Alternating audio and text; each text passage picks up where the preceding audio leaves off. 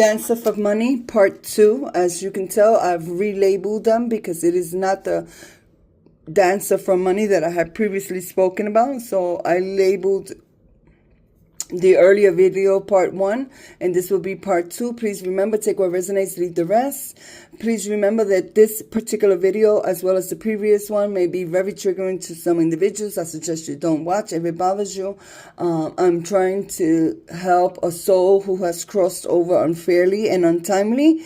At this point, she tends to call herself Dancer for Money, dancing for money, and indicating her profession, that she was a stripper. She felt no shame around being a stripper.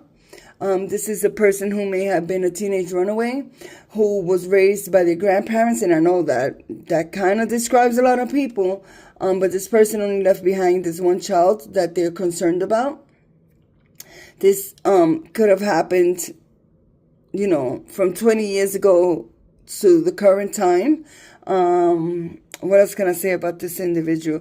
This individual may have been planning to marry the individual who committed the crime against them. Also, this person lured them by telling them they had a gift for them, a surprise for them. And this person told them to come meet them. This dancer told this male to come meet them at their home. Okay, and the argument may have started in the hallway. And when the officials interviewed everyone around them, around this dancer, about her disappearance, someone may have on record mentioned that they heard an argument in the hallway earlier that day, but they didn't know what was going on.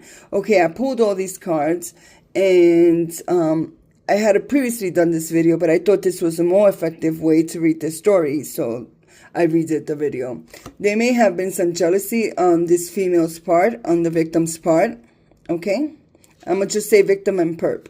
On the victim's part, there may have been some jealousy around her job. This individual may have had some jealousy concerning her job.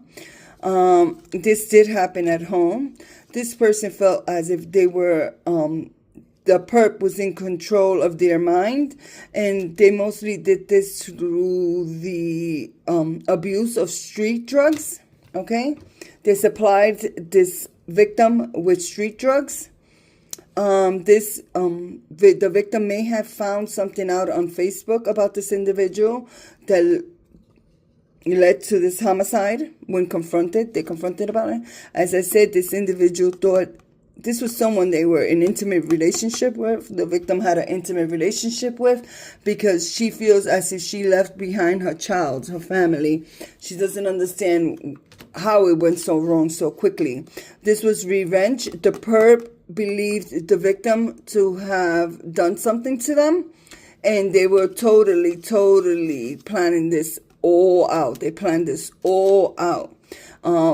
This perp believed themselves to be following their intuition, that they knew the right moment when they were going to act. This person is very demon possessed. They believed the victim to have been at a party previous to meeting up with them, but the victim may not have been at a party at all. This is all one big secret. Those individuals that are close to the perp that know it, we're willing to take the secret to the grave. There will be legal proceedings according.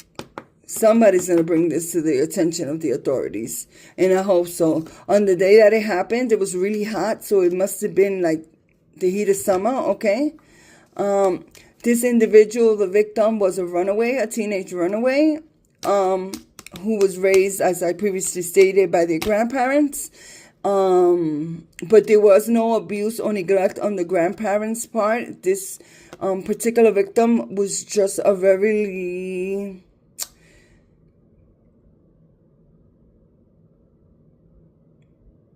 had already suffered so much. They were mentally suffering. They were really running away from their problems.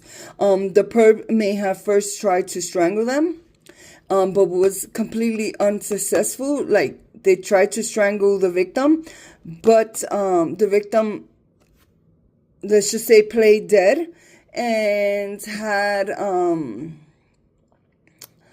the whereabouts to act like they were deceased.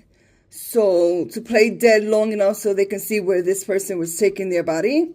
As I said before, this person was their power supply. This person who, the person who committed this crime was the victim's drug supplier.